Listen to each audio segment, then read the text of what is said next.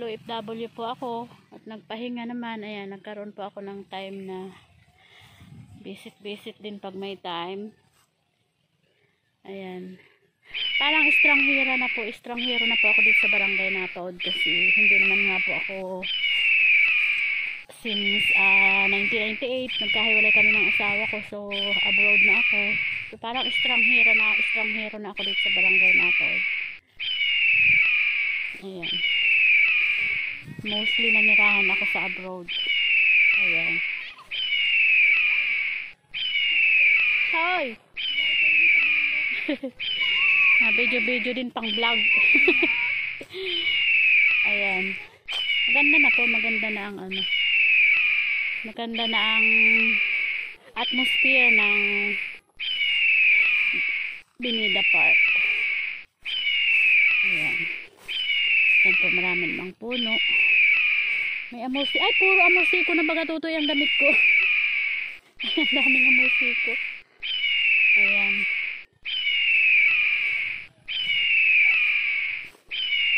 Ayan, dati po talagang tibgawan ito, pero alam nyo po ba, itong Binida Park na ito, napakayaman po sa lahat ng minerals. Tulad po ng ginto, pre-gold po ang ginto dito, and then ang mga silver, and then ang iron ore, nandito po lahat ng kayamanan. Nandito po sa lupang ito. So, marami na pong nakuha ang kayamanan dito, and then marami pa pong pre-gold dyan, kampi po. Papunta dun sa barangay hall, nandyan po ang mga pre-gold. So hindi po nakuha ng buhay tap kasi nga po umapaw itong tubig, so hindi po nakuha yung mga pre-gold at iron ore, silver, marami lahat po ng yamang minerals nandito po sa lupang ito. Ayan, so this is the story of buhay tap to convert to Binida Park. Ito po yung controversial na illegal mining noon na naipanalo ko naman sa laban. Ngayon po, napalitan na Binida Park na. So, may history po ito sa akin, kaya pinilit kong mapadaan dito para alam po yung mga memories. Kailangan natin yan, tinitreasured natin yan. Kasi yan yung biyahe sa buhay natin, sa mga pinagdaanan natin pagbiyahe sa buhay.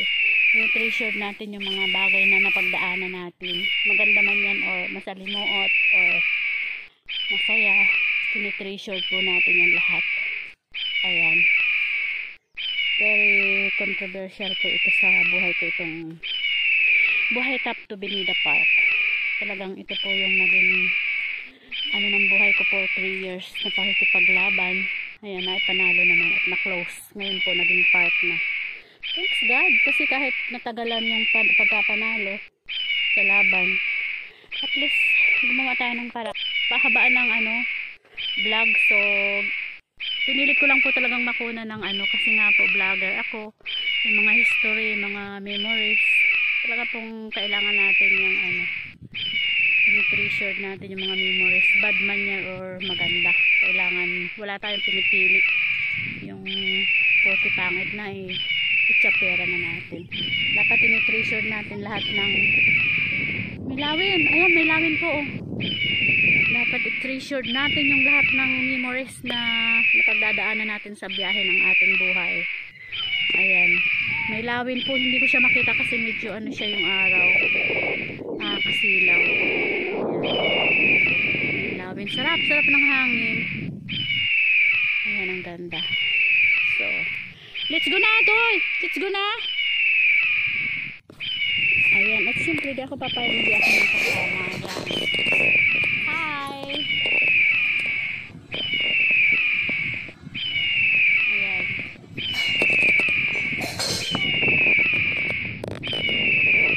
Kaway. At ibablog ko yan. Hello, this is John Bernard Gallardo. He is my nephew. Say hi!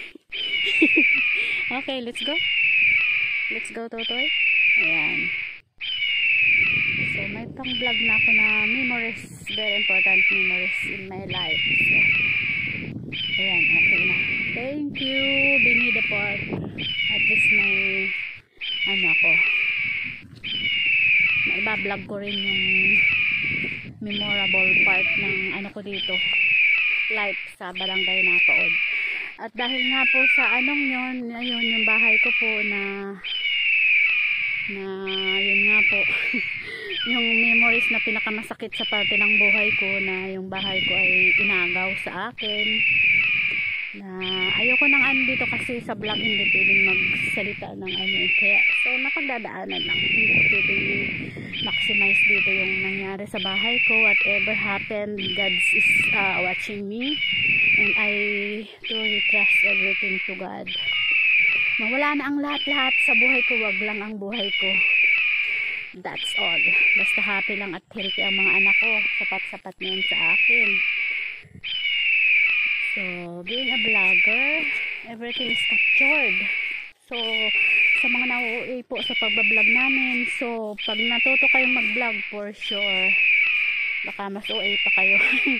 Joke lang. Hindi po yung maintindihan ng pag hindi ka vlogger, hindi mo yung maintindihan. Kaya you must understand first before giving your shot. So, welcome again to here in Binida Park, Purok Uno, Barangay Napaod, Labo, Camarines Norte. This is very nice, guys. So, if you want to capture this place, I think everyone is welcome here. So, ayan po, napakaganda ng kalangitan at napakaganda po ng tanawin talaga. Isang tourist spot po ito ng Barangay Napaod na maipagmamalaki natin sa ngayon kasi ang ganda-ganda po ng paligid. Ayan. Ayan. Tourist spot po ito ng Barangay Napaod, Binida Park. Ayan, let's go! Thank you so much, guys, and please don't forget to click subscribe button and also the bell to keep you notified for all the vlogs I will make. And thank you for supporting my channel, and please stay connected. Thank you, and may God bless us all. Tell me what you want, what you need. Tell me what you want, what you need. Tell me what you want, what you need. Tell me what you want, what you need. I grew up in a place where they told you what to chase, told you how to run the race. Every move was on the page, but I didn't like their way. Had to fight and misbehave, had to find a way to change, had to leave to find my way. Caught up in a daydream, I beat my mind up there almost daily. It's how I pass time, no opinions safely. It's how I understand what I want in this place, see. Cause everybody wanna tell you bad things, what could go wrong, what fame brings. But success is a finicky thing, and if you ain't sure, no, it'll never be. I don't wanna let myself down, myself down. I don't wanna let myself down, myself down.